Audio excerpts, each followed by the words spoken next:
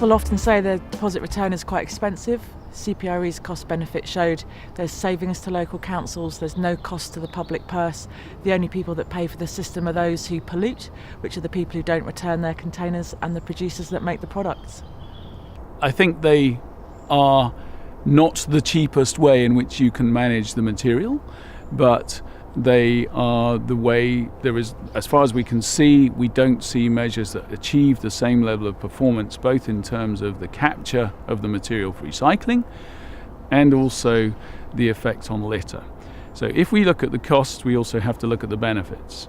And in terms of the net analysis on costs and benefits, our own analysis suggests that yes, the cost may be a little higher than typically what you might be paying in door-to-door collection services, but you don't get the same level of benefit from those services.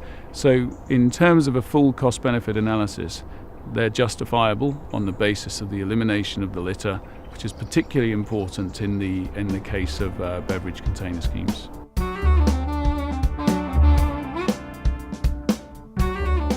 No, a deposit is different from taxation.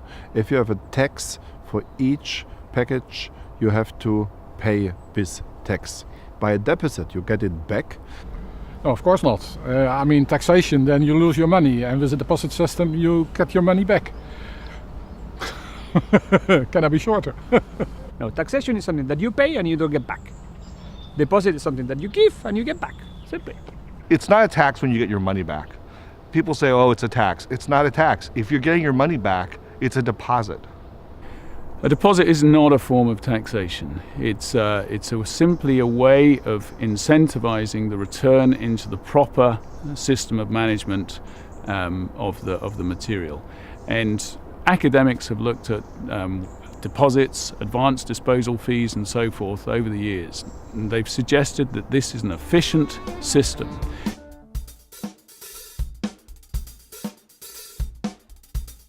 We researched any study that has ever been done looking at the costs of removing those containers from the municipal system. We found 20 that were done all over the world by various different consultants and agencies.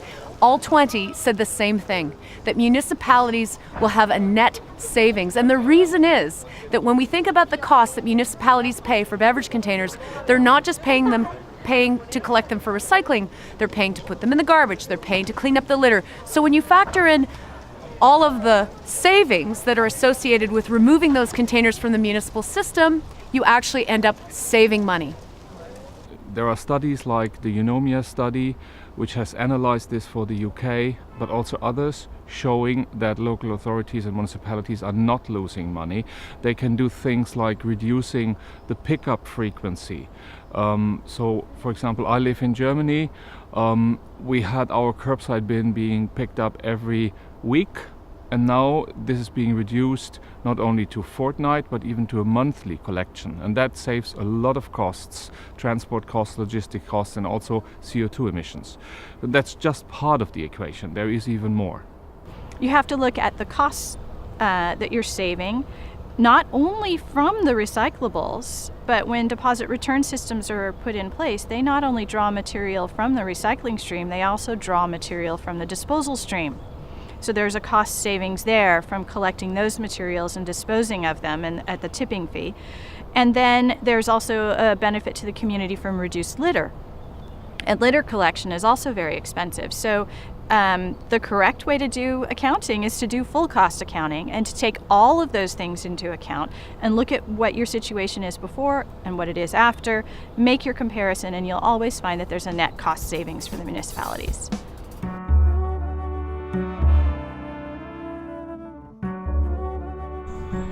Yes, because it's the one that is most abandoned, because we consume them outside of the house. It's what we consume. When you go in the outbounds, what do you carry with you? A bottle of water or a beer or a Coke. And those are the packaging that it's most abandoned. So you need a solution. And there is a solution that works everywhere in the world where they introduce this measure. It cleans up the environment from cans and bottles. So do it. I think we need to move beyond the idea that we can take one measure for everything. That we can basically, that you can put up signs by the side of the road and say, if we just communicate and inform people enough, then that will be the measure to tackle all that. It doesn't work like that. We need specific measures that help to counter the problems that specific products cause.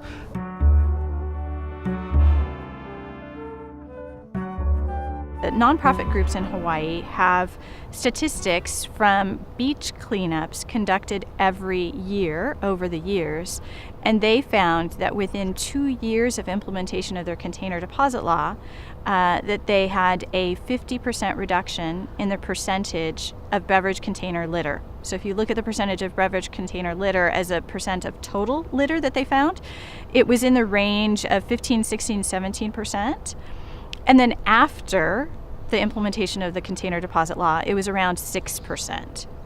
So it dropped tremendously, and that was with only a 5-cent deposit, a very low deposit value. And it was also with a container deposit law that didn't cover all types of beverages.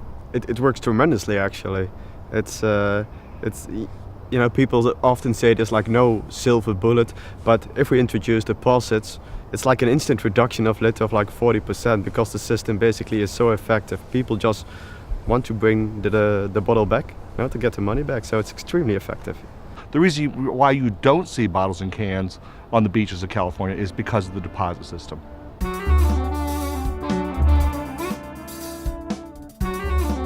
First of all, we're seeing the existing curbside recycling system in most jurisdictions where it's quite mature has plateaued. It's flatlined. It's gone as far as it can possibly go. Well, I think the interest in deposit return system grows because of the marine litter issue. That is becoming the number one driver on global level.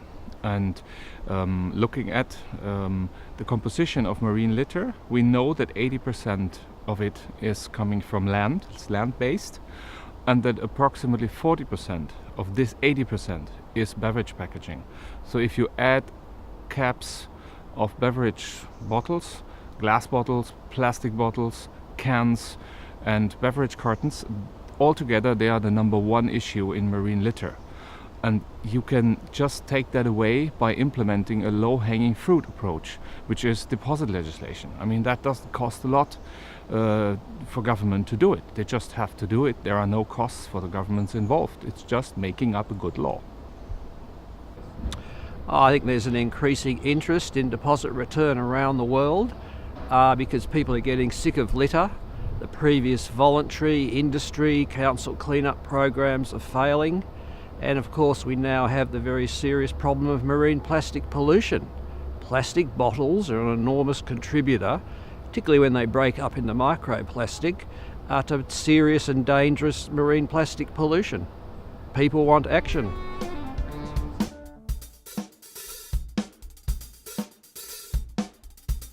I think, to me, that's sometimes a bit of a mystery.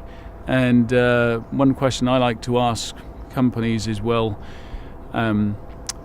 how could we design a deposit system that you would actually support? What are the features that are really the ones that you're fundamentally objecting to?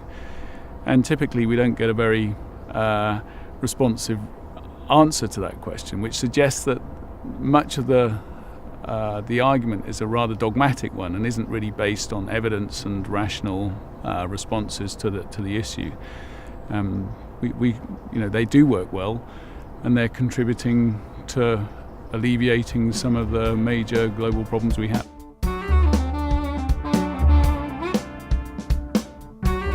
I think for retailers, they feel resistant to the system partly because they themselves are producers, but also that they fear that people will perceive their shops differently, that somehow their shops will be dirty or smelly, that they'll sort of become a bit of a waste handling facility. But the evidence from around the world shows that the supermarket can function perfectly well with a deposit return system. And in fact, it drives people to come into their stores because they want to return the containers. They then end up with money in their hand, which they want to spend. I think it's basically a fear factor. They don't really understand the benefits to the retail system, and they're worried that they will take up lots of space. They're worried that it will give them a lot of costs. But actually, when you look at the statistics and the data, it just shows that that is just not going to be the case. I think the retailers are a little bit inflexible, and I think they've been told false things, like somehow this is going to hurt their business. And in fact, in the United States, businesses have done fine with recycling both in the store and outside the store. Most of the retailers that we hear from have no experience taking back containers. What we do know is that the retailers that are taking back containers in jurisdictions like Norway, Germany, and even in Quebec, where they have invested time and effort into figuring out how to do it efficiently, they see real results. They see increased people through their shops, and they're making revenue because they're getting paid for every unit that they collect. So if a retailer is capable of organizing the system in such a way that he also takes the advantages, well, then there's no reason for the retailer to be against it.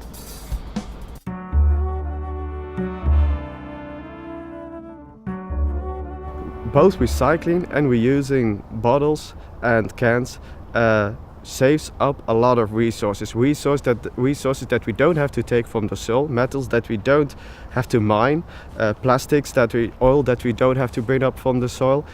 By reusing all those materials, instead of in the end incinerating it, we basically save a lot of CO2 in that way, and it's actually one of the most efficient ways to save CO2.